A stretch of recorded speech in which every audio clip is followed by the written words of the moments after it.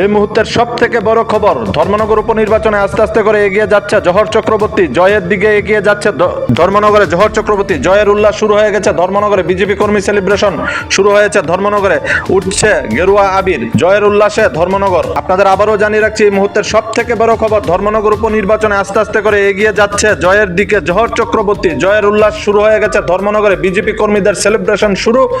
উঠছে গেরুয়া আবির। জয়ের উল্লাস ধর্মনগরে।